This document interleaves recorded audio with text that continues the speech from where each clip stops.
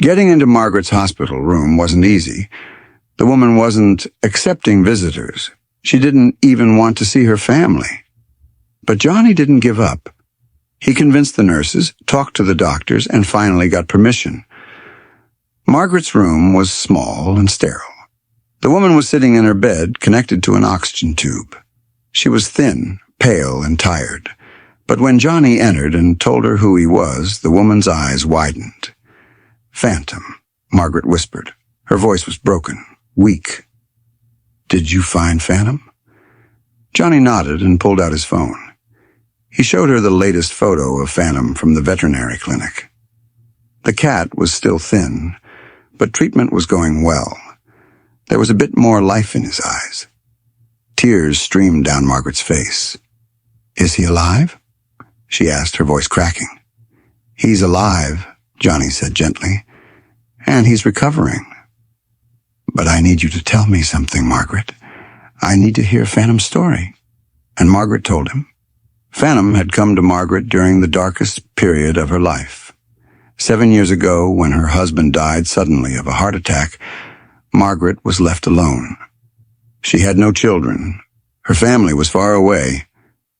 Alone in her house, she was struggling with depression. One night, she found a small black cat outside her apartment building. The cat was also alone, lost on the streets. Margaret took him in and named him Phantom, because he came and went so quietly. Phantom became Margaret's companion for life. When she cried, he was there. When she was sick, he never left her bed. He became her reason to live. But 3 months ago, doctors gave Margaret the bad news. Terminal cancers, untreatable. Maybe 6 months to live. And Margaret had no money. Hospital bills had consumed all her savings. She couldn't even afford to take Phantom to the vet. And worst of all, Margaret didn't know what would happen to Phantom when she died. No one would adopt an FIV-positive elderly cat. Shelters would euthanize him. Margaret's only hope was that someone, a kind-hearted person, would find Phantom and give him a loving final home. Having to leave him on the street, Margaret's voice broke. It was the most painful moment of my life. But I had no other choice. Johnny held Margaret's hand. "There is another choice," he said softly. "Phantom is recovering, and I'm adopting him. But you need to see him too." Margaret looked at him in astonishment. "But I'm in the hospital. I can't leave." "Who says you can't?" Johnny smiled. "I'll talk to your doctors. We'll get permission for 1 day, and I'll bring Phantom to you." 3 days later, a small miracle happened in the hospital garden. Johnny had brought Phantom in a special carrier. The cat was still thin, but looked much better. Margaret was waiting in her wheelchair, with nurses around her. When Johnny opened the carrier and Phantom came out, time stopped. Phantom saw Margaret, and he hadn't forgotten. The cat leaped from Johnny's arms into Margaret's lap. Margaret, tears streaming down her face, embraced Phantom and stroked his head. Phantom was purring so loudly that everyone around could hear. "I missed you," Margaret whispered. "I missed you so much." Johnny and the nurses were crying. Some moments are too beautiful to describe with words. This was one of those moments. Johnny made an arrangement with Dr. Chen and the hospital's social services department. Phantom would be allowed to spend Margaret's final days with her. The hospital made a special exception for pet visitation, and Johnny covered all the expenses.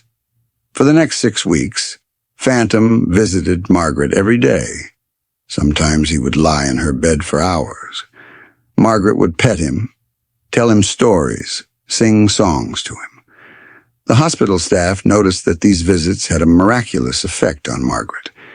The woman was happier, seemed to be in less pain. Doctors marveled at the power of pet therapy. But everyone knew the truth. This couldn't last forever. At the end of November, Margaret's condition worsened. Doctors said maybe a few days left. Johnny brought Phantom one last time. This time Margaret was very weak, could barely speak. But when Phantom came to her lap, the woman smiled. "Thank you," Margaret whispered, looking at Johnny. "You gave me one last gift. The chance to say goodbye." "I'll take good care of Phantom," Johnny said. "I promise." Margaret kissed Phantom's head one last time. "I love you," she said to the cat. "I always have. And now, I don't have to worry anymore, because I know you're in good hands." 2 days later, Margaret passed away peacefully. The old-timers in Hollywood always said that some stories are too powerful to forget, even when they break your heart. But on a chilly October night, when Johnny Depp stumbled upon something that would change everything, he had no idea he was about to become part of a story that would touch millions of hearts around the world. This isn't just another rescue story. This is a tale of love, loss, impossible choices, and the incredible power of second chances. But before we dive into this emotional journey, let us know in the comments where you're watching from. And if this story touches your heart, don't forget to subscribe. Trust me, you won't want to miss what happens next. It was the last week of October. Los Angeles evenings were getting cooler, and Hollywood Boulevard's neon lights were casting their familiar glow over the city's beating heart. Johnny Depp was walking back to his hotel after a long day of filming. The sidewalks were quiet. It was close to midnight, and the tourists had long since dispersed. As he turned onto Vine Street, he heard something. A faint sound, almost too quiet to notice. A meow. But this wasn't an ordinary cat's cry. This was a desperate, pain-filled call for help. Johnny stopped. He looked around. Under a street lamp, near the entrance of an old building, something was moving. He approached, and what he saw stopped him cold.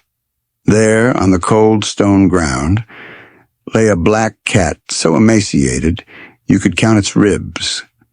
The cat was so weak it didn't even try to lift its head. It just looked at Johnny with amber-colored eyes, pleading for help. Johnny immediately knelt down beside the cat. It appeared elderly, maybe 10 years old. Its fur was matted and dirty, its body severely dehydrated. But there was something else that caught Johnny's attention. Around the cat's neck was an old, worn leather collar. He slowly reached out his hand. The cat didn't resist. It didn't have the strength to resist. When Johnny turned over the small metal tag on the collar, he saw a handwritten note on the back. The handwriting was shaky, and some of the ink had run, as if the person who wrote it had been crying. The note read, "His name is Phantom. I'm very sick and can't take care of him. Please don't kill him. He just needs love. Margaret." Johnny's heart sank. This wasn't just a cat. This was someone's beloved family member, someone who could no longer care for him. This was evidence of the most painful decision someone had been forced to make. Johnny pulled out his phone and called the nearest emergency veterinary clinic. "You're open 24 hours, right? I have an emergency." 15 minutes later, Johnny was waiting at Angel's Pet Hospital, an emergency veterinary clinic. He had wrapped Phantom in a soft blanket and was holding him in his lap. The cat was still breathing, but barely. Veterinarian Dr. Sarah Chen quickly examined the cat. The expression on her face wasn't promising. "Mr. Depp," Dr. Chen said in a calm but serious voice, "this cat is severely malnourished. He probably hasn't eaten in days. Also," she paused, checking the results, "he's FIV positive, feline immunodeficiency virus. It's not fatal on its own, but treatment is expensive and long-term." Johnny looked at the note on the collar's back. "Margaret," he whispered, "the previous owner must be very sick. That's why she left the cat." Dr. Chen nodded. Most people choose euthanasia in this situation. An FIV-positive cat, especially an elderly one, is difficult to adopt out. Shelters generally won't accept them. The room fell silent. Johnny looked at Phantom. The cat's amber eyes were still watching him. In those eyes there was hope, an unrelenting hope. "Treat him," Johnny said. "Whatever it costs, treat him. And," he paused, "I want to find Margaret, the previous owner." The next day, while Phantom was receiving treatment at the veterinary clinic, Johnny hired a private detective. All they had was a name, Margaret, and a location, near Hollywood. 2 days later, the detective returned with results.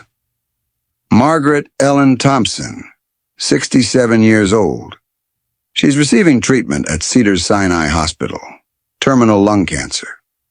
According to records, she tried to surrender Phantom to animal control 3 months ago, but they wouldn't accept him because he's FIV positive. She probably left him on the street as a last resort. Johnny's heart ached. This wasn't a case of neglect. This was a tragic situation where a desperate woman was forced to make an impossible choice. "Take me to the hospital," Johnny said. Johnny adopted Phantom. The cat quickly adapted to his new home. FIV treatment continued, but Phantom was growing stronger. Veterinarians were amazed. The cat's will to live was extraordinary. Johnny attended Margaret's funeral. Very few people were there, a few old friends, distant relatives. But Johnny's speech moved everyone. "Margaret taught me something," Johnny said. "Love never ends. It changes form, it transforms, but it never disappears. Margaret loved Phantom. That love is with me now, and I will continue to carry that love to Phantom." Johnny shared the story on social media. He posted photos of Phantom and Margaret, a picture of the note. And the message was simple. If you're terminally ill and worried about your pet's future, you're not alone. Help is available, and your pet deserves love until their very last day. The story went viral, millions of views. But more importantly, it created real change. Within a few weeks, a new program was launched in Los Angeles, Margaret's Legacy.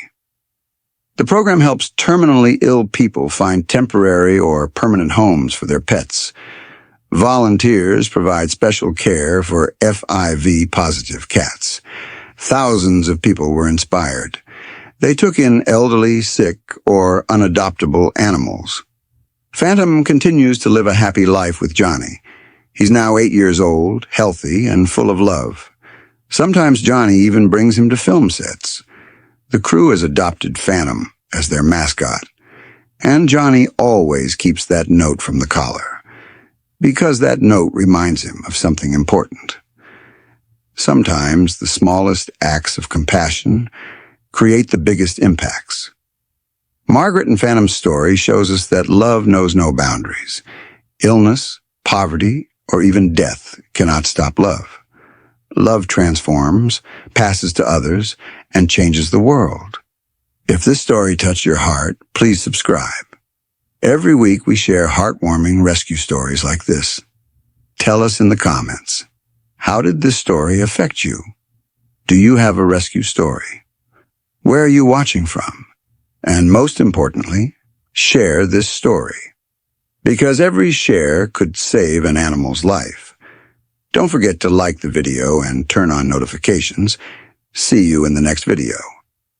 And remember, every animal deserves someone's love, just like Margaret's.